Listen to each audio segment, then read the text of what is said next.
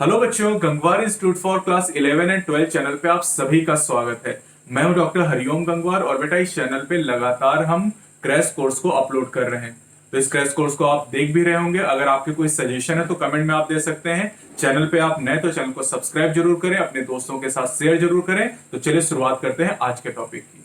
चलिए बेटा, alimentary canal के अब हम दूसरे पार्ट की बात करते हैं, दैट इज डाइजेस्टिव ग्लैंड, या इन्हें एसोसिएटेड ग्लैंड भी आप कह सकते हैं। अब जो एसोसिएटेड या डाइजेस्टिव ग्लैंड है ये तीन तरह की हैं। पहली है सिलाइवरी ग्लैंड, दूसरा लीवर और तीसरा पेनक्रियाज। इन तीनों के बारे में वन बाय वन हम डिस्कस करेंगे। तो सबसे पहले सिलाइवरी ग्लैंड की बात करते हैं। जो सिलाइवरी ग्लैंड है ये सिलाइवा सिक्रीशन करती हैं, लार को सिक्रेट करती हैं। और ह्यूमन में थ्री पेयर सिलाइवरी ग्लैंड पाई जाती हैं। पहली पेयर है पैरोटिड, जो कि चीक रीजन में यानी गाल में पाई जाती हैं। दूसरी है सब मैक्सिलरी और सब मैंडिबुलर, जो कि लोअर जॉ रीजन में पाई जाती हैं। और तीसरी है सबलिंगुअल, जो कि टंग के नीचे पाई जाती हैं। अब ये जो स्लाइवरी ग्लैंड है ये बक्कल कैविटी के आउटसाइड बाहर पाई जाती हैं, लेकिन इनका जो सिक्रीशन है ये बक्कल कैविटी के अंदर होता है। यानी ये सिलाइवरी ग्लैंड बक्कल कैविटी के बाहर सिचुएटेड होती हैं, लेकिन इनका सिक्रीशन बक्कल कैविटी के अंदर आता है। अब बात करते हैं दूसरी ग्लैंड के बारे में, दैट इज लीवर। लीवर हमारी बॉडी की सबसे बड़ी ग्लैंड है, जिसका वेट 1.2 से लेके 1.5 किलोग्राम होता है एडल्ट ह्यूमन के केस में। लोकेशन की बात करें तो ये एब्डोमिनल कैविटी में प्रेजेंट होता है, डायाफ्राम के जस्ट नीचे पाया जाता है। और लीवर में दो लोब प्रेजेंट होती हैं, ये आपको ध्यान रखना है। लीवर की जो स्ट्रक्चरल और फंक्शनल यूनिट है इसे हेपेटिक लोब्यूल कहा जाता है। और हेपेटिक लोब्यूल बना होता है हेपेटिक सेल से, और हेपेटिक सेल का अरेंजमेंट कॉर्ड यानी रस्सी के फॉर्म में होता है। हर हेपेटिक लोब्यूल कवर होता है थिन कनेक्टिव टिश्यू सीथ के द्वारा, जो कि बहुत इंपॉर्टेंट है, दैट इज ग्लीजन्स कैप्सूल। अब जो हेपेटिक लोब्यूल की सेल हैं, हेपेटिक सेल, इनके द्वारा बाइल को सिक्रीट किया जाता है। और ये बाइल हेपेटिक डक्ट से पास होता है और पहुंचता है गॉल ब्लैडर के अंदर। गॉल ब्लैडर में बाइल को स्टोर किया जाता है और कंसंट्रेट किया जाता है। गॉल ब्लैडर एक पतला सा मस्कुलर सैक यानी मसल का बना हुआ थैलीनुमा स्ट्रक्चर है। अब जो गॉल ब्लैडर की डक्ट है उसे सिस्टिक डक्ट कहा जाता है। और दूसरा यहाँ पर लीवर की डक्ट की हम बात करते हैं। तो बेटा गॉल ब्लैडर की जो डक्ट है सिस्टिक डक्ट है, और लीवर की डक्ट हेपेटिक डक्ट है। दोनों मिलके कॉमन बाइल डक्ट का फॉर्मेशन करती हैं, कॉमन बाइल डक्ट बनाती हैं। यहाँ पे आप देख सकते हैं ये गॉल ब्लैडर दिखाया गया है। गॉल ब्लैडर की डक्ट यहाँ पर एराइज हो रही है, और ये जो डक्ट है ये लीवर से जो डक्ट आ रही हैं इन्हें हेपेटिक डक्ट कहा जाता है। और ये मिलके दोनों फॉर्मेशन करती हैं कॉमन बाइल डक्ट का, इससे कॉमन बाइल डक्ट बन जाती है। अब जो कॉमन बाइल डक्ट है, कॉमन बाइल डक्ट, वैसे एनसीईआरटी ने यहाँ बाइल डक्ट लिखा है, कॉमन बाइल डक्ट होना चाहिए था। पेनक्रियाटिक डक्ट के साथ मिलके ड्यूडेनम में एक साथ ओपन करती हैं कॉमन हिपेटो पेनक्रियाटिक डक्ट के रूप में। यानी कॉमन बाइल डक्ट और pancreatic duct common hepato pancreatic duct बनाती हैं, जो ड्यूडेनम में ओपन करती है। और इसको एक स्फिंक्टर गार्ड करता है, जिसे स्फिंक्टर ऑफ ओडाई के नाम से जाना जाता है। तो फिगर में भी अगर आप देखना चाहें तो आप देख सकते हैं कि जो यहाँ पर कॉमन बाइल डक्ट आपको दिखाई गई है, और ये पेनक्रियाज आपको दिखाया गया। पेनक्रियाज से निकलने वाली डक्ट है यहाँ पर पेनक्रियाटिक डक्ट। दोनों जब एक दूसरे से मिलती हैं तो यहाँ पर फॉर्मेशन होता है कॉमन हिपेटो पेनक्रियाटिक डक्ट का, और ये ड्यूडेनम रीजन में ओपन करती है। यहाँ पर स्फिंक्टर ऑफ ओडाई प्रेजेंट होता है। तीसरी डाइजेस्टिव ग्लैंड यहाँ पर पेनक्रियाज है, जो कि एक कंपाउंड ग्लैंड है।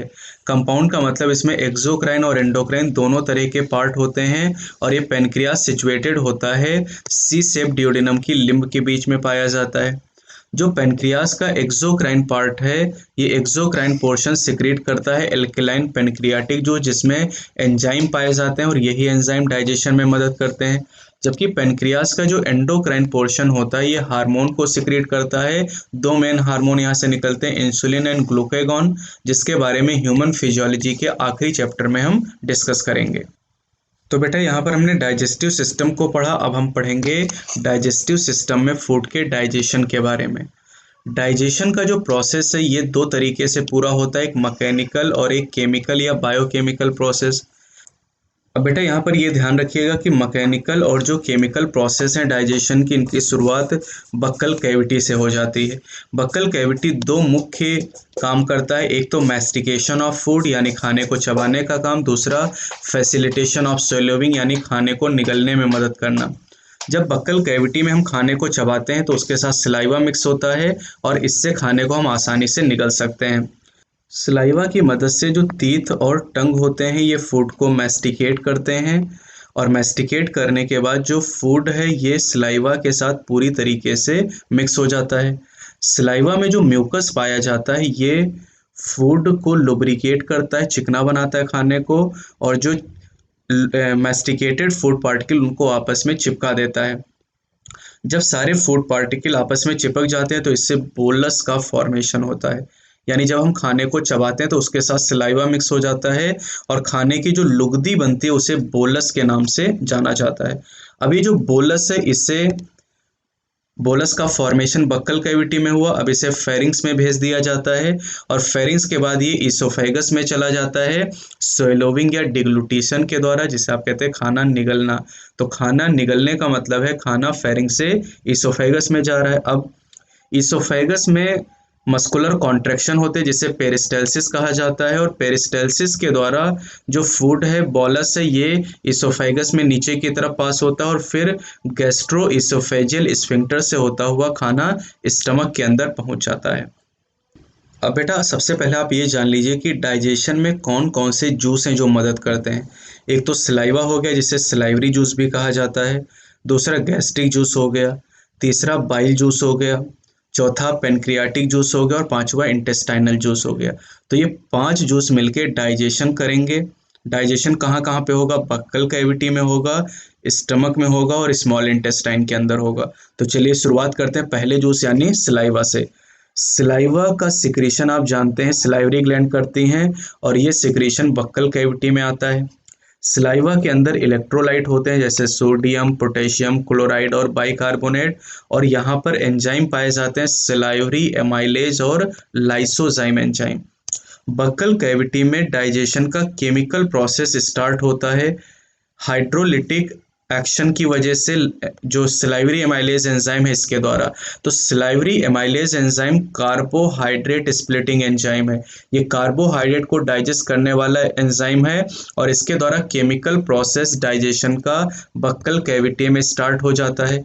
सलाइवरी एमाइलेज एंजाइम 6.8 pH पर 30% स्टार्च को माल्टोज में चेंज कर देता है। तो करीब 30% स्टार्च जो हमारे खाने में मौजूद होता है उसे माल्टोज नाम के डाइसैकराइड में चेंज कर दिया जाता है सलाइवरी एमाइलेज एंजाइम के द्वारा। और ये जो स्टार्च है, जैसे आप चावल खाते हैं या रोटी खाते हैं उसमें स्टार्च मौजूद होता है, तो आपके खाने में जितना स्टार्च है उसका 30% डाइजेशन हो जाता है कहाँ पर? बक्कल कैविटी में।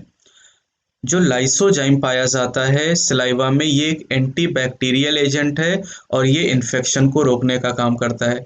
मान लीजिए आपके खाने में कोई बैक्टीरिया मौजूद है तो जो लाइसोजाइम है ये बैक्टीरिया को किल कर देता है। अब बात करते हैं यहाँ पर स्टमक के बारे में। स्टमक में गैस्ट्रिक ग्लैंड पाई जाती हैं म्यूकोसा रीजन में, और ये जो गैस्ट्रिक ग्लैंड होती हैं इनमें 3 मुख्य तरह की सेल पाई जाती, मेजर सेल होती हैं। पहली है म्यूकस नेक्स सेल, दूसरी है पेप्टिक चीफ सेल, तीसरी है पेराइटल और ऑक्जेंटिक सेल। अब जो म्यूकस सेल हैं ये म्यूकस को सिक्रेट करती हैं, पेप्टिक या chief cell proenzyme pepsinogen को सिक्रेट करती हैं और ऑक्जेंटिक या पेराइटल सेल सिक्रेट करती हैं एचसीएल को और इंट्रिंसिक फैक्टर को। इंट्रिंसिक फैक्टर की जरूरत होती है विटामिन B12 को एब्जॉर्ब करने में। स्टमक के अंदर फूड 4 से 5 घंटे तक स्टोर रहता है। अब जब खाना स्टमक के अंदर आता है तो स्टमक में जो एसिडिक गैस्ट्रिक जूस है इसके साथ बोलस पूरी तरीके से मिक्स होता है स्टमक में जो चर्निंग मूवमेंट होते हैं इनके द्वारा। जब बोलस के साथ गैस्ट्रिक जूस मिक्स होता है तो काइम का फॉर्मेशन होता है और जो प्रो एंजाइम पेप्सिनोजन, बेटा प्रो एंजाइम का मतलब होता है इनएक्टिव एंजाइम।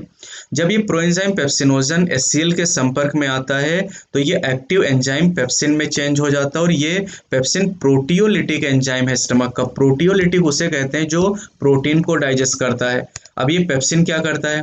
पेप्सिन प्रोटीन को कन्वर्ट करता है पेप्टोन और प्रोटियोजेज में। पेप्टोन और प्रोटिएजेस पेप्टाइड होते हैं। साथ ही साथ जो गैस्ट्रिक जूस के अंदर म्यूकस और बाइकार्बोनेट आयन पाए जाते हैं, ये लुब्रिकेशन में रोल प्ले करते हैं और साथ ही जो स्टमक की म्यूकोसल एपिथेलियम है या म्यूकोसा है उसे प्रोटेक्ट करते हैं एक्सकोरिएशन से। एक्सकोरिएशन मतलब छिलने से, क्योंकि जो HCl है ये हाईली कंसंट्रेटेड होता है। HCl 1.8 pH स्टमक में प्रोवाइड कराता है और ये पेप्सिन के काम के लिए ऑप्टिमम pH होता है। हर एंजाइम के काम करने के लिए ऑप्टिमम pH चाहिए, तो HCl ऑप्टिमम pH प्रोवाइड करता है पेप्सिन के लिए। रेनिन भी एक प्रोटियोलिटिक यानी प्रोटीन डाइजेस्टिंग एंजाइम है जो कि गैस्ट्रिक जूस में पाया जाता है, लेकिन ये इन्फेंट में यानी बच्चों में पाया जाता है। बच्चे दूध पीते, दूध में जो केसिन प्रोटीन होती है उसके डाइजेशन में रेनिन मदद करता है। साथ ही साथ कुछ मात्रा में स्मॉल अमाउंट में लाइपेजेस भी गैस्ट्रिक ग्लैंड के द्वारा सिक्रीट किए जाते हैं, लेकिन इन लाइपेजेस का डाइजेशन में कोई इंपॉर्टेंट रोल नहीं होता है। अब बात करते हैं स्मॉल इंटेस्टाइन के बारे में। स्मॉल इंटेस्टाइन में मस्कुलरिस लेयर के द्वारा कई सारे मूवमेंट होते हैं, जिनमें खास तौर से पेरिस्टल्टिक मूवमेंट होता है। जब खाना स्टमक से स्मॉल इंटेस्टाइन में आता है तो स्मॉल इंटेस्टाइन में जो मूवमेंट होता है उसके द्वारा जो फूड है ये इंटेस्टाइन के अलग अलग सिक्रीशन के साथ मिक्स हो जाता है और फिर ये जो सिक्रीशन होते हैं इनमें जो एंजाइम है ये डाइजेशन में मदद करते हैं। अब अगर हम स्मॉल इंटेस्टाइन की बात करें तो यहाँ पर 3 तरह के सिक्रीशन, एक है बाइल जूस, दूसरा पेनक्रियाटिक जूस, तीसरा इंटेस्टाइनल जूस। बाइल जूस और पेनक्रियाटिक जूस ये दोनों अगर आप देखें तो ये हिपैटो पेनक्रियाटिक डक्ट के द्वारा डियोडेनम में पहुंचते हैं, और जबकि इंटेस्टाइनल जूस का जो सिक्रीशन है वो क्रिप्टाप लिवर कुहन के द्वारा किया जाता है। अब जो पेनक्रियाटिक जूस है इसमें इनएक्टिव एंजाइम प्रेजेंट होते हैं, ट्रिप्सिनोजन, काइमोट्रिप्सिनोजन, प्रोकार्बोक्सीपेप्टाइडेज, एमाइलेजेज, लाइपेजेज एंड न्यूक्लिएजेज। तो यहाँ पर 6 एंजाइम आपको दिए गए, याद रखिएगा, क्योंकि शाम को जब हम क्रैश कोर्स पढ़ेंगे तो शाम को जब हम लाइव सेशन में क्वेश्चन को सॉल्व करेंगे तो उसके लिए आपको ये जानना बहुत ज़्यादा जरूरी होगा। अब जो ट्रिप्सिनोजन है ये इनएक्टिव एंजाइम है और इसे एक्टिवेट करता है एक एंजाइम एंटेरोकाइनेज जो कि इंटेस्टाइनल म्यूकोसा से सिक्रीट होता है। इंटेस्टाइनल म्यूकोसा से एंटेरोकाइनेज निकलता है जो ट्रिप्सिनोजन को एक्टिव ट्रिप्सिन में चेंज करता है, और जो ट्रिप्सिन है ये बाकी एंजाइम को एक्टिवेट करता है। यानी ट्रिप्सिन की अगर बात करें तो ट्रिप्सिन एक्टिवेट करता है दूसरे एंजाइम, जो जैसे काइमोट्रिप्सिनोजन की बात करें या आप बात करते हैं प्रो कार्बोक्सी पेप्टाइडेजेस के बारे में, उसे कार्बोक्सी पेप्टाइडेज में चेंज करता है। अब बाइल की अगर हम बात करते हैं तो जो बाइल है जिसे डियोडेनम में रिलीज किया जाता है, इसमें बाइल पिगमेंट, बिलिरुबिन और बिलिवर्डिन पाए जाते हैं। बाइल सॉल्ट होते हैं, कोलेस्ट्रॉल होता है और फास्फोलिपिड होते हैं, लेकिन कोई एंजाइम नहीं। ये ध्यान रखिएगा कि बाइल जूस में कोई एंजाइम नहीं होता है। बाइल में एंजाइम नहीं, लेकिन ये डाइजेशन में मदद करता है, क्योंकि बाइल इमल्सिफिकेशन ऑफ फैट करता है। इमल्सिफिकेशन का मतलब क्या है कि जो फैट का बड़ा सा मॉलिक्यूल है या ग्लोब्यूल है उसे छोटे छोटे मिसल में कन्वर्ट कर दिया जाता है, और जो बाइल है ये लाइपेज को एक्टिवेट भी करते हैं। तो ये ध्यान रखिएगा, खूब पूछा जाता, बाइल का काम है इमल्सिफिकेशन ऑफ फैट, और जब शाम को लाइव सेशन में क्वेश्चन करेंगे तो ये सारे क्वेश्चन मैं आपसे पूछूंगा। क्लियर? चलिए आगे बढ़ते हैं। अब इंटेस्टाइनल म्यूकोसल एपिथेलियम की अगर हम बात करते हैं तो इसमें गॉबलेट सेल पाई जाती हैं जो म्यूकस को सिक्रेट करती हैं। साथ ही जो ब्रश बॉर्डर सेल होती हैं, मैंने आपको पढ़ाया भी थोड़ी देर पहले, brush border cell of mucosa जो विलाई में होती हैं, और इनके साथ जो ब्रश बॉर्डर सेल का जो सिक्रीशन और गॉबलेट सेल का जो सिक्रीशन है इसे इंटेस्टाइनल जूस या सक्कस एंटेरिकस कहा जाता है। अब जो सक्कस एंटेरिकस है इसमें कई सारे एंजाइम पाए जाते हैं, जैसे डाइसैकराइडेजेस। डाइसैकराइडेज 3 तरह के होंगे, माल्टेज, लैक्टेज और सुक्रेज। डाइपेप्टाइडेजेस होते हैं, लाइपेजेस होते हैं, न्यूक्लियोसाइडेजेस होते हैं, एक्सेट्रा। अब यहाँ पर जो इंटेस्टाइनल जूस में म्यूकस होता है और जो बाइकार्बोनेट होते हैं, जो म्यूकस और बाइकार्बोनेट होते हैं ये इंटेस्टाइनल म्यूकोसा को एसिड से प्रोटेक्ट करते हैं और साथ ही साथ एल्कलाइन मीडियम प्रोवाइड करते हैं, क्योंकि जो इंटेस्टाइनल या पेनक्रियाटिक जूस के एंजाइम हैं उनको काम करने के लिए 7.8 pH की ज़रूरत होती है। अब जो सब म्यूकोसल ग्लैंड यानी ब्रूनर ग्लैंड है ये भी इसमें मदद करती हैं। अब बेटा हमारे खाने में जो प्रोटीन है और कुछ प्रोटीन को पेप्सिन ने कन्वर्ट कर दिया था पेप्टोन और प्रोटियोसिस में, जिन्हें पार्सली हाइड्रोलाइज्ड प्रोटीन कहा जाता है। ये काइम के रूप में इंटेस्टाइन में पहुंचती हैं और इंटेस्टाइन में पहुंचने के बाद जो पेनक्रियाटिक जूस के जो प्रोटियोलिटिक एंजाइम है ट्रिप्सिन, काइमोट्रिप्सिन और कार्बोक्सीपेप्टाइडेज, ये प्रोटीन, पेप्टोन और प्रोटियोसिस को डाई पेप्टाइड में चेंज करते हैं। ये बहुत इंपॉर्टेंट है, यानी प्रोटीन, पेप्टोन और प्रोटियोसिस पर ट्रिप्सिन, काइमोट्रिप्सिन, कार्बोक्सीपेप्टाइडेज तीनों एंजाइम एक्ट करते हैं और इन्हें डाई पेप्टाइड में चेंज करते हैं। अब काइम में जो कार्बोहाइड्रेट होते हैं, इन कार्बोहाइड्रेट को पैनक्रियाटिक एमाइलेज चेंज करता है स्टार्च को डाइसैकराइड में।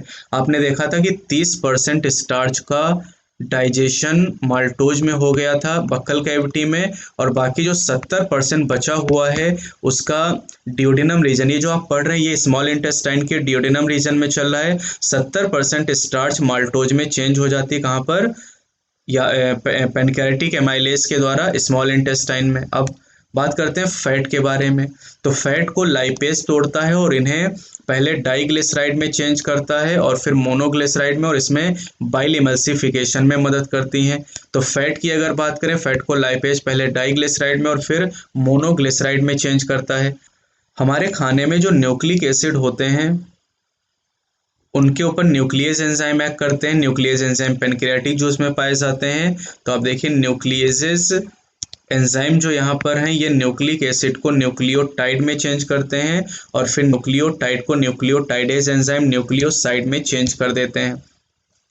अब ये जो आपको पैनक्रियाटिक जूस के एंजाइम बताए गए, इनके द्वारा बनने वाले जो एंड प्रोडक्ट हैं उनमें सक्कस एंटेरिकस यानी जो इंटेस्टाइनल जूस के एंजाइम है वो एक्ट करते हैं और सिंपल फॉर्म में उन्हें कन्वर्ट करते हैं।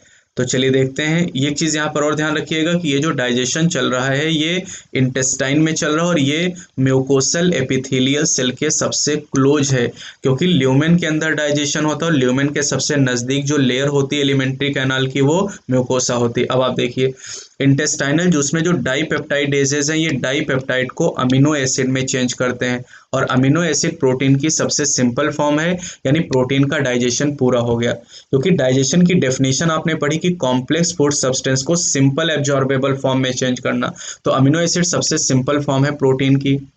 माल्टोज की बात करें तो माल्टोज को माल्टेज एंजाइम ग्लूकोज और ग्लूकोज में चेंज करता है। लैक्टोज को लैक्टेज एंजाइम ग्लूकोज और गैलेक्टोज में चेंज करता है। सुक्रोज को सुक्रेज एंजाइम ग्लूकोज और फ्रक्टोज में चेंज करता है। इसी तरह न्यूक्लियोटाइड को न्यूक्लियोटाइडेज एंजाइम न्यूक्लियोसाइड में चेंज करता है और न्यूक्लियोसाइड को न्यूक्लियोसाइडेज एंजाइम शुगर और बेस में चेंज करता है। डाई और मोनोग्लिसराइड को लाइपेज एंजाइम फैटी एसिड और ग्लिसरॉल में चेंज होते हैं। तो यानी जितने भी मैक्रोमॉलिक्यूल थे सब अपने सिंपल फॉर्म में चेंज हो चुके हैं। अब ये जितनी भी रिएक्शन आप पढ़ रहे हैं, जितना भी ब्रेकडाउन, जितना भी डाइजेशन आपने मैक्रोमॉलिक्यूल का पढ़ा, ये सब ड्यूडेनम रीजन में चल रहा है स्मॉल इंटेस्टाइन में। अब ड्यूडेनम रीजन में डाइजेशन होने के बाद जो सबसे सिंपल सब्सटेंस बने amino acid, monosaccharide, sugar, base, fatty acid, glycerol, इनका एब्जॉर्प्शन होता है जेजुनम और इलियम रीजन में स्मॉल इंटेस्टाइन के अंदर, और जो अनडाइजेस्टेड और अनएब्जॉर्ब सब्सटेंसेस होते हैं इन्हें लार्ज इंटेस्टाइन में भेज दिया जाता है। लार्ज इंटेस्टाइन में कोई भी सिग्निफिकेंट डाइजेस्टिव एक्टिविटी नहीं होती है।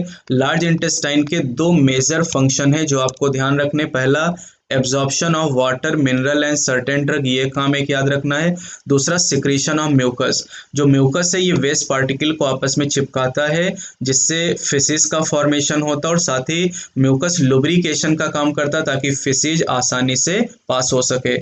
अब जो अनडाइजेस्टेड और अनएब्जॉर्ब सब्सटेंसेस होते हैं उन्हें फिसिस कहा जाता है और फिसिस एंटर करते हैं लार्ज इंटेस्टाइन के सीकम पोर्शन में सबसे पहले इलियोसीकल वॉल के द्वारा, और इलियोसीकल वॉल बैक फ्लो को प्रिवेंट करने का काम करती है, यानी इलियोसीकल वॉल के द्वारा इलियम से सीकम की तरफ फूट जाएगा लेकिन सीकम से इलियम की तरफ बैकफ्लो नहीं हो सकता है और इस फिसिस को टेम्पोरेरीली स्टोर किया जाएगा रेक्टम में डेफिकेशन प्रोसेस तक। डेफिकेशन का मतलब रिमूवल ऑफ फिसिस होता है। अब बात करते हैं रेगुलेशन के बारे में। गैस्ट्रो इंटेस्टाइनल ट्रैक्ट यानी जो स्टमक और इंटेस्टाइन की एक्टिविटीज़ हैं वो न्यूरल और हार्मोनल कंट्रोल में होती हैं। न्यूरल और हार्मोनल सिस्टम इन्हें कंट्रोल करते हैं, दोनों को मिला के न्यूरो एंडोक्राइन सिस्टम कहते हैं। जैसे साइट मतलब खाने को देखने से, खाने की खुशबू से और खाने के बक्कल कैविटी में प्रेजेंट होने की वजह से सलाइवा का सिक्रीशन स्टार्ट हो जाता है। अगर हम गैस्ट्रिक और इंटेस्टाइनल सिक्रीशन की बात करें तो ये न्यूरल सिग्नल के द्वारा स्टिमुलेट होते हैं। अगर हम मस्कुलर एक्टिविटीज़ की बात करते हैं जो एलिमेंट्री कैनाल के डिफरेंट रीजन में पाई जाती हैं, तो इन एक्टिविटीज़ को संतुलित न्यूरल सिस्टम के द्वारा किया जाता है, लोकल और सीएनएस। सीएनएस का मतलब ब्रेन और स्पाइनल कॉर्ड के द्वारा, लोकल का मतलब जो सब म्यूकोसा में नर्व हैं उनके द्वारा लोकल कंट्रोल होता है।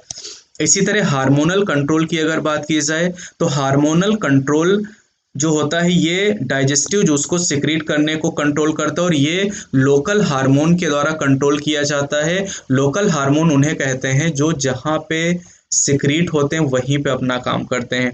तो 4 लोकल हार्मोन आप पढ़ेंगे, गैस्ट्रिन, सिक्रेटिन, कोलिसिस्टोकाइनिन और जीआईपी, और ये हार्मोन आप पढ़ेंगे ह्यूमन फिजियोलॉजी के सबसे आखिरी चैप्टर यानी केमिकल कोऑर्डिनेशन और इंटीग्रेशन में। अब यहाँ पर एक बॉक्स ऐड किया गया एनसीईआरटी में कैलोरीफिक वैल्यू के लिए, तो इसमें कुछ चीज़ें मैं आपको बता देता हूँ जो आपको याद करनी होंगी, ठीक है।